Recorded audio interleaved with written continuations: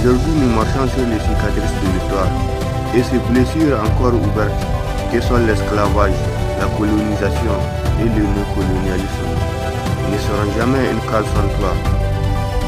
Mais rappelons-nous, un fleuve peut être détourné, mais il finit toujours par retrouver son lit. Au Burkina Faso, Sankara marchait si vite que le néocolonialisme trébuchait pour le suivre. Quand il brûla le dossier de la dette, la flamme éclaira toute l'Afrique. Le panafricanisme est un fait qui ne s'éteint pas. Il voulait nous vendre, nous coller, nous faire taire, mais nous sommes l'encre qui dévore des traités. Nous sommes le tambour qui couvre le coup des canons.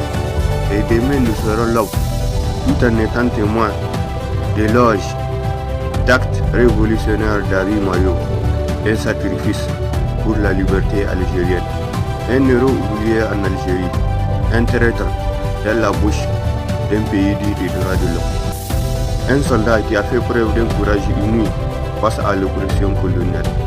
Harry Mayo, un soldat qui a osé défier l'empire colonial français en détournant un camion d'armes pour les offrir aux maquisards algériens.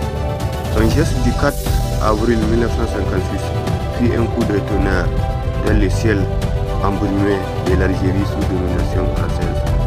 Comme le disait son propre manifeste, ma place est aux côtés de ceux qui ont engagé le combat libérateur. Harry Mayo, un symbole d'unité algérienne au-delà des origines. Mayo a brisé les barrières raciales en proclamant, je cite, « Je ne suis pas un musulman, mais je suis algérien ». Son engagement prouve que la lutte pour l'indépendance transcendait les clivages ethniques. Un message brillant dans une guerre souvent réduite à des oppositions simplistes. Son histoire souvent occultée en France reste un symbole de la résistance anticoloniale.